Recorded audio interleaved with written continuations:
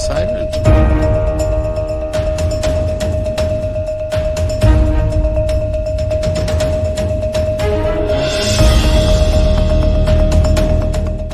Hello everyone, a very good evening to all of you. Welcome to Shriram's IS YouTube channel. This is your mentor Arzu Kakkad, where daily we used to have this session of news analysis. This is a list that we have to cover. These are the articles that will take it up in detail in a very comprehensive way. उम्मीद करती हूँ आपको ये sessions अच्छे लग रहे हैं. If yes, please do let me know in the comment section. Do share it with your friends and channel को सब्सक्राइब नहीं किया है तो डू सब्सक्राइब, ताकि जो भी इंपॉर्टेंट नोटिफिकेशंस होती हैं, जब भी वीडियो डलती है, आपके पास नोटिफिकेशन भी आ जाए. ठीक है. अच्छा, ये लिस्ट है जो हमें आज देखनी है. It is an index. I will talk about it. Link भी करेंगे कौन से जीएस पेपर से आप किससे लिंक कर सकते हो.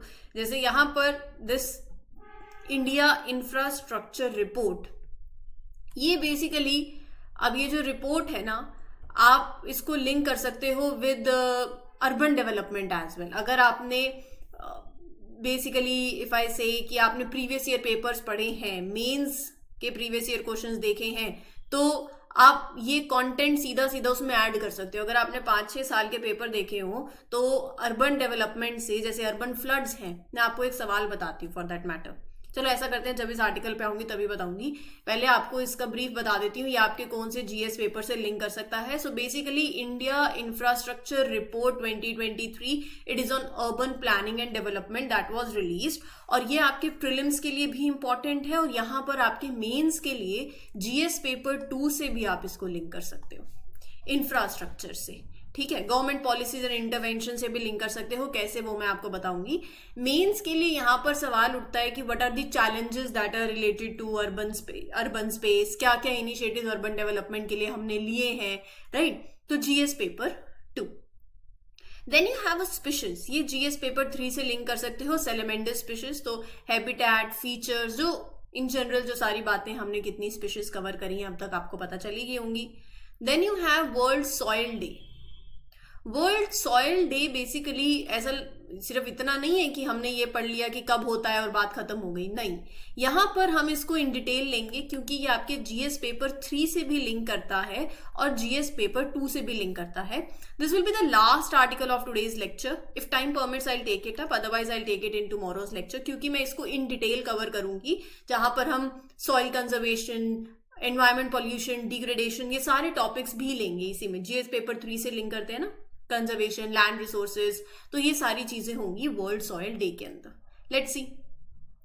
देन यू हैव साइबर सुरक्षित भारत इनिशिएटिव. ये इनिशिएटिव मैंने आपको बोला था विल टेक इट अप, और ये आपके गवर्नेंस पार्ट से भी बहुत अच्छे से लिंक करता है. तो क्या ये इनिशिएटिव है, जीएस पेपर 2 से भी लिंक कर सकते हो, जीएस पेपर 3 से भी लिंक कर सकते हो. बेसिकली सिक्योरिटी सेक्शन से भी लिंक होता है, ये गवर्नेंस सेक्शन से भी लिंक होता है, ये सरकार के जो इनिशिएटिव्स हैं उस टैग में भी आप इसको डाल सकते हो. Then you have UNESCO's recognition to Gujarat garba dance. तो पढ़ेंगे गरबा के बारे में. ठीक है. जीएस पेपर 1 से लिंक कर सकते हो, और ये आपका प्रीलिम्स के लिए भी इंपॉर्टेंट है. So this is how we will be proceeding in this particular session. I hope अब आपको पता चल गया है कि क्या लेक्चर है, कैसे क्या क्या हमें कवर करना है. So let's take the first article where will talk about this particular initiative, that is cyber सुरक्षित Bharat initiative. National E-Governance Division, they recently organized 40th chief information security officers training. मैं इसके बारे में बात करूंगी, डीप डाइव ट्रेनिंग प्रोग्राम, इसके बारे में बात करेंगे. So this particular this program was organized under cyber Surakshit Bharat initiative. Now what is this initiative, will take it up in simple terms. यहां पर देखो, अभी आपको ये चीज क्लियर हो जानी चाहिए. इफ आई से CISOs, और basically short form chief information security officers, if I am referring to officer term here, तो समझ लेना इंफॉर्मेशन सिक्योरिटी ऑफिसर्स की बात कर रही हूं. And then you have national e governance division. तो if I am simply referring this term division, that means national e governance division इस पर्टिकुलर टाइम फ्रेम के लिए, क्योंकि बार बार बड़े बड़े टर्म्स क्या बोलने. साइबर सुरक्षित भारत इनिशिएटिव एक स्पेशल एफर्ट है.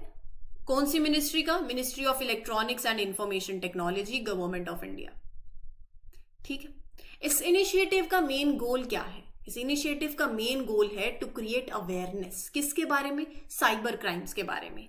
और जो ऑफिसर्स हैं, chief information security officers, so you want to enhance the skills and knowledge of chief information security officers और जो फ्रंट लाइन आईटी ऑफिशियल्स हैं who are working in various government departments. So इस initiative का aim है to strengthen the cyber security system in India and it is aligning with this vision of government that is digital India. Purpose पता चल गया, M पता चल गया, गोल पता चल गया, मकसद पता चल गया। It is launched in collaboration with national e governance division, है ना, and various industry partners. So it stands out as, you can say, first public private enterprise of its kind. ठीक है, it can be entitled as. तो यहाँ पर leading IT companies हैं, Intel है, Microsoft है, they are among the partners who are supporting and contributing to cyber सुरक्षित Bharat initiative. ठीक है, मूविंग ऑन। सो इतना तो पता चल गया ये इनिशिएटिव क्या है। एक सरकार की तरफ से एक एफर्ट है to make people aware of cyber crime, improve the skills of those who are responsible for information security in the government departments. अब इसमें ये पूरा initiative it will be guided by 3 main principles. ये आपके mains के लिए important है, education, awareness और एनेबलमेंट। और ये 3 चीजें ऐसी है ना, आप किसी भी सेक्टर में डालो, हर चीज में डालो। एडुकेशन, आप कोई भी स्कीम लो, कोई एजेंडा लो, कोई भी टॉपिक उठा लो, क्या जरूरत है एडुकेशन की? लोगों को उसके बारे में बताने, पहले तो you need to be aware of it, educated, right? जहां पर एडुकेशन और अवेयरनेस साथ साथ चल सकता है। आप एडुकेशन से अवेयरनेस ही ला रहे हो ना, you are making people aware of the importance of cyber security. आज के टाइम पे हर चीज डिजिटल है। And then enablement, right? तो कंपोनेंट्स क्या है इस स्कीम के? एजुकेशन एंड अवेयरनेस प्रोग्राम्स, जिसके अंदर it involve spreading knowledge about why cyber security is crucial in today's age. Then there will be workshops, है ना, there will be workshops and it is a part of the scheme itself, जहां पर officials will learn about the best practices in cyber security. Make sure that you understand कि ये officials के लिए है, right?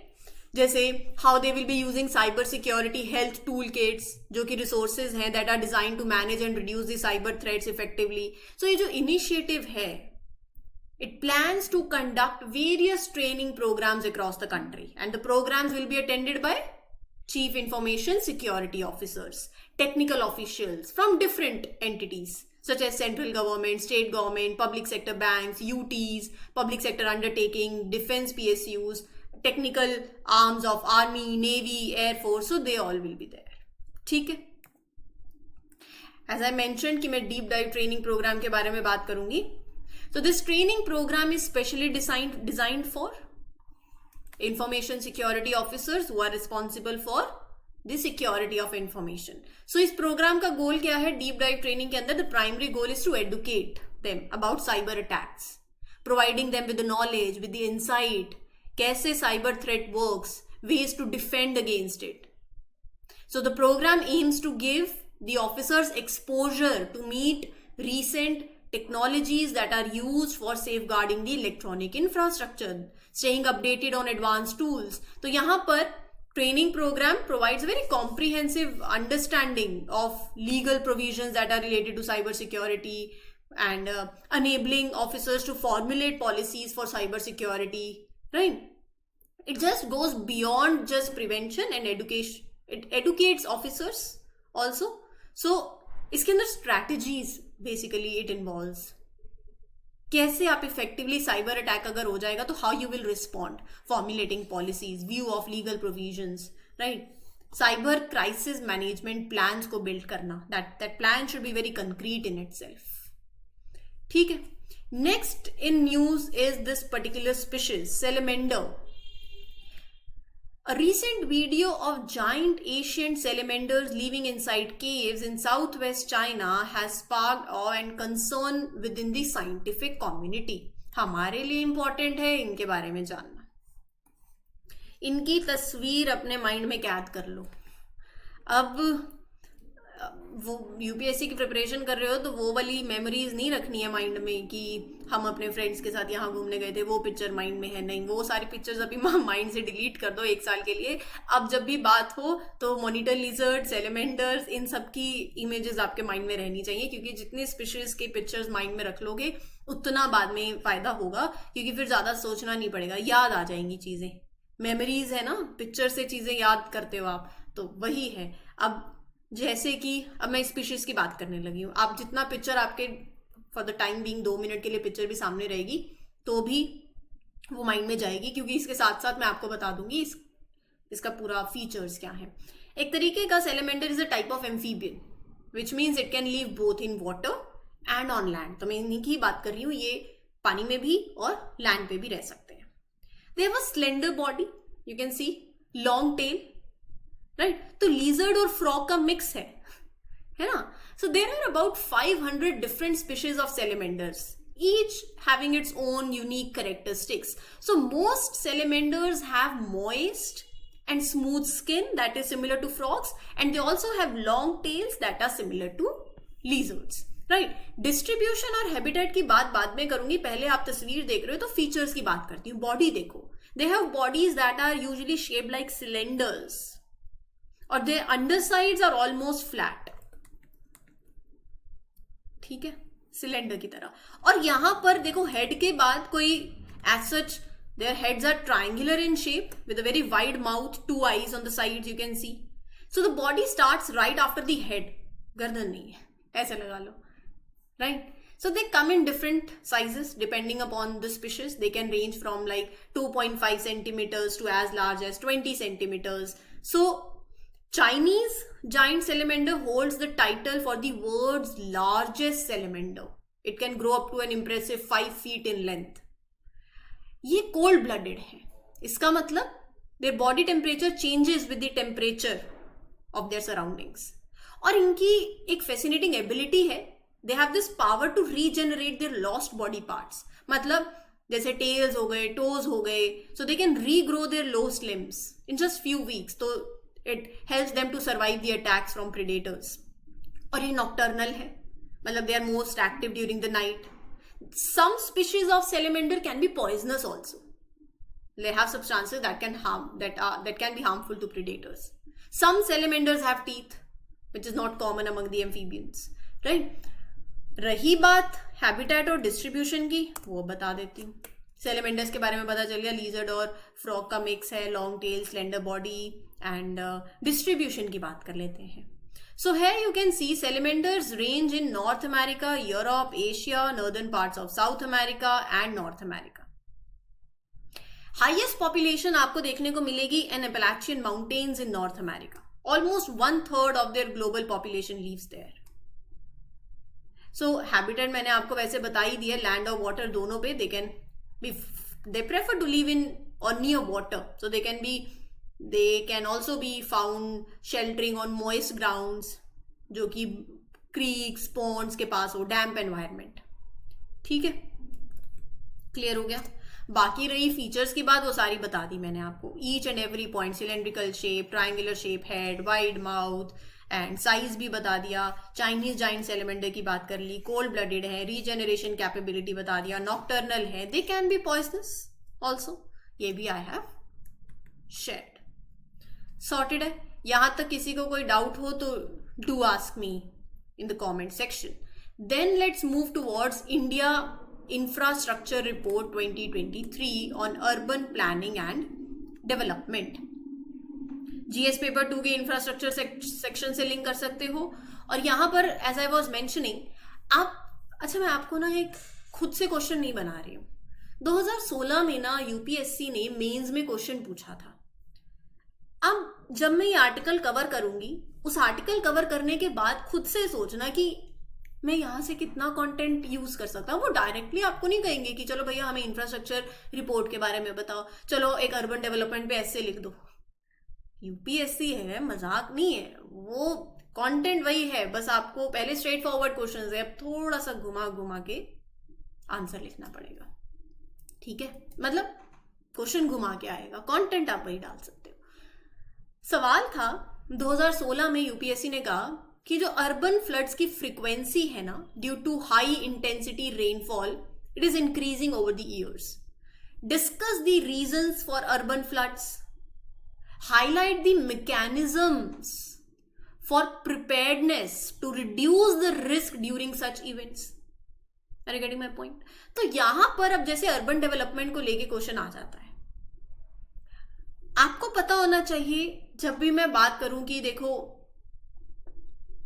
किस हिसाब से urbanisation have you can say urban settlements की ग्रोथ रेट पता होनी चाहिए. सिंपली बात करूं तो करंट अर्बन लैंडस्केप इंडिया के अंदर कैसा है वो पता होना चाहिए आपको, राइट? क्या दिक्कतें हैं, ये रिपोर्ट क्या हाईलाइट करती है जो आप यूज कर सकते हो कि कल को अगर जैसे कुछ ऐसे अर्बन फ्लड जैसी सिचुएशन होती है तो क्यों होती है, पानी क्यों भरा रह जाता है कहीं पर, है ना? कैसे घर बना रखे हैं, कैसी कंस्ट्रक्शन हो रखी है, क्या कंस्ट्रक्शन के लिए एरिया कम दिया है कि फिर वो फाइनली स्लम्स कि जब हम बात करते हैं तो वो उसकी तरफ इशारा हो रहा है. फिर एक हाई पॉपुलेशन डेंसिटी एक तरफ बढ़ती चली जाती है. अर्बन मैनेजमेंट नहीं है, अर्बन प्लानिंग नहीं है. सो ये सारी चीजें आप अपने आंसर्स में लिख सकते हो जब ऐसे कुछ अर्बन फ्लड्स को लेके भी क्वेश्चन आता है. तो you can mention this report also कि ये मैं नहीं कह रहा हूं, ये रिपोर्ट कह रही है. So India infrastructure report 2023 on urban planning and development was released. It is a very comprehensive document that covers various aspects of infrastructure planning, finance and governance in the country. ठीक है? So IIR 2023 has been a collaborative effort. ठीक है? किसका? Collaborators कौन है? IDFC Foundation. Then you have Infrastructure Development Corporation Limited and National Institute of Urban Affairs. So ये report focus करती है, it covers wide range of topics that are related to urban planning and development. क्या design में issues है, cities की organisation में क्या issue है, इंफ्रास्ट्रक्चर प्रोजेक्ट्स की फाइनेंशियल एस्पेक्ट्स के बारे में कवर करना, कैसे ये projects how are being managed, governed. तो पर्पस क्या है? The goal of the report is to provide a very comprehensive understanding of the current state of infrastructure in India, especially in urban areas. And it includes recommendations also that can be used by policy makers, planners, stakeholders, ताकि वो एक informed decision ले सके about the future infrastructure projects. तो हम discuss करते हैं इस रिपोर्ट के हाईलाइट्स. देखो, सिटीज क्या इश्यूज फेस कर रही हैं, अर्बन चैलेंजेस, वो ये रिपोर्ट उस पर फोकस करती है और यही डायरेक्टली आप अपने आंसर्स में लिख सकते हो. ये रिपोर्ट एग्जामिन करती है how cities are organised, how cities are manage, planning and governance. और यही ठीक नहीं होगा, इसी को ही ठीक करना है, यही सॉल्यूशन में चला गया, यही चैलेंज है. ये रिपोर्ट इंक्लूड करती है various topics that are related to issues that are faced by the cities, exploring innovative and technology advance. अब सॉल्यूशंस भी पुराने वाले, प्रॉब्लम नहीं आ गई है तो सॉल्यूशन भी नया आना चाहिए. और अब टेक्नोलॉजी के साथ है तो एडवांस्ड अर्बन सॉल्यूशंस आने चाहिए, स्मार्ट इनिशिएटिव्स आने चाहिए. गवर्नमेंट और प्राइवेट सेक्टर के बीच में कितना कैसा कोलैबोरेशन है to fund, to execute the projects. जो माइग्रेशन और हाउसिंग को लेके चैलेंजेस हैं, movement of people, we need to understand that. We need to evaluate कि how essential services are provided to the public. Public service delivery कैसी है? How different type of infrastructures work together. So you need to integrate the infrastructure, right? Road एक तरफ पानी की supply एक तरफ नहीं. Everything is interconnected. So we need to examine the efforts to improve and renovate urban areas. So this report is critical of the current way cities are planned. ये कहती है कि देयर आर रिस्ट्रिक्शंस, वैसी restrictions हैं that are contributing to making any city unpleasant to live in. और फिर उससे क्या होता है? Development of slums. जो हमारी प्लानिंग है that is poorly thought out planning and that is a major factor in the challenges faced by urban areas. फिर उसके बाद ये सब कुछ थीमेटिक फोकस में ही है, ये मैंने सारी आपको इन डिटेल बता दी है. Planning mechanism, right? It criticizes the existing planning mechanism, highlights the role of poor planning, which is a major factor in urban challenge. Then you have this thing, low floor space indices and urban sprawl. मैं आपको एक जगह पे कहूँ बस इतनी construction करनी है, ठीक है, इतनी कंस्ट्रक्शन करनी है, और वह ऊपर से माइग्रेशन भी है और सारी चीजें हैं, 20-25 लोग हैं, एक साथ कैसे रहेंगे फिर, राइट? तो बस यही सिंपल है। देखो, फ्लोर स्पेस इंडेक्स क्या होता है, फ्लोर एरिया रेशियो क्या होता है? It is a major in urban planning that decides how much construction is allowed on a given plot of land. And ये रिपोर्ट कहती है कि जब floor space index are low, it means less area on a plot can be used for building. It is leading to high density development. और उससे क्या हो रहा है?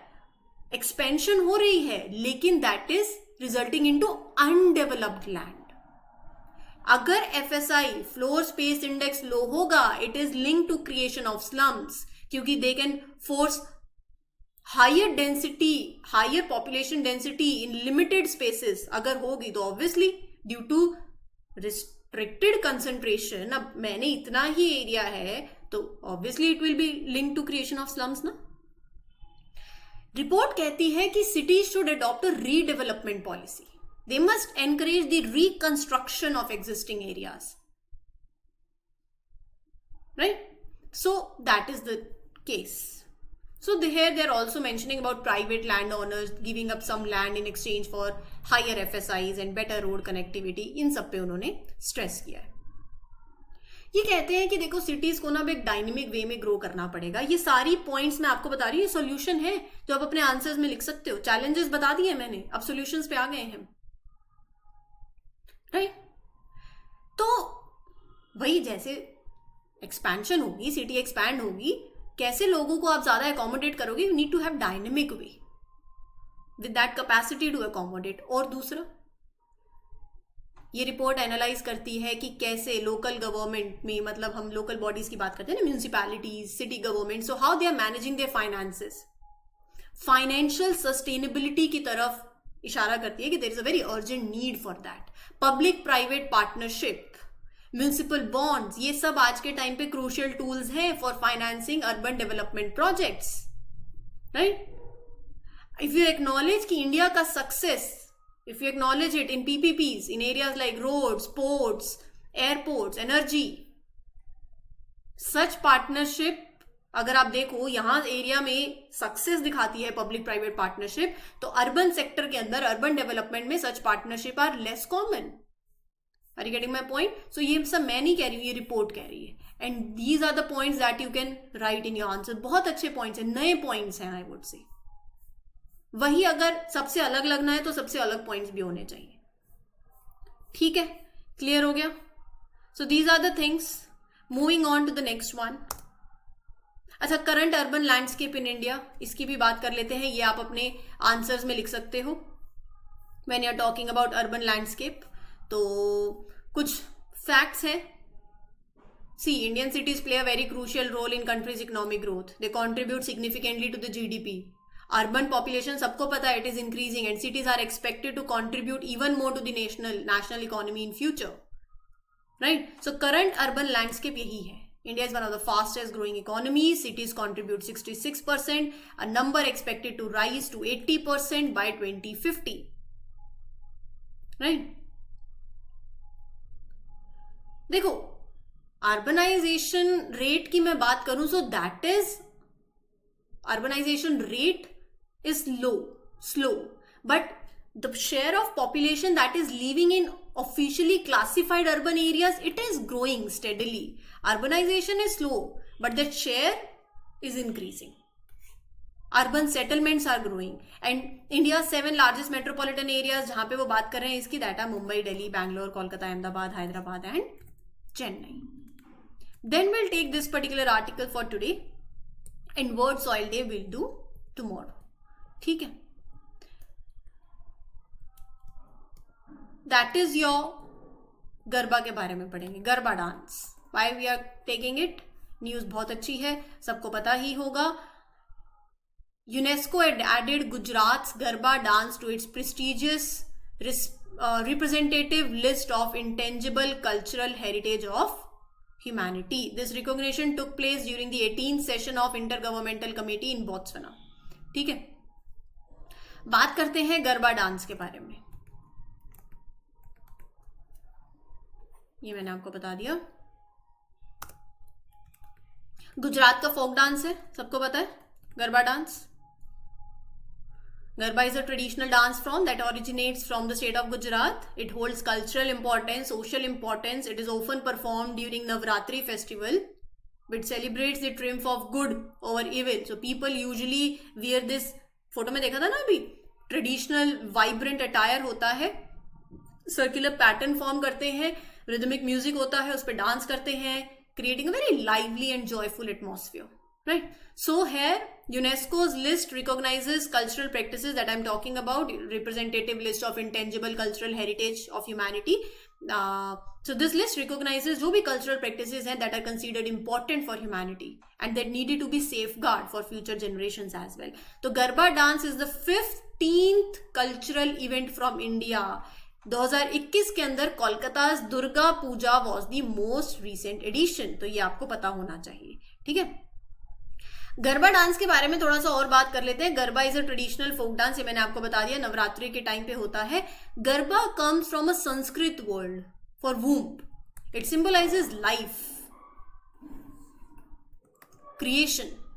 सो garba dances celebrate fertility. It honor womanhood and pay respect to various mother goddesses.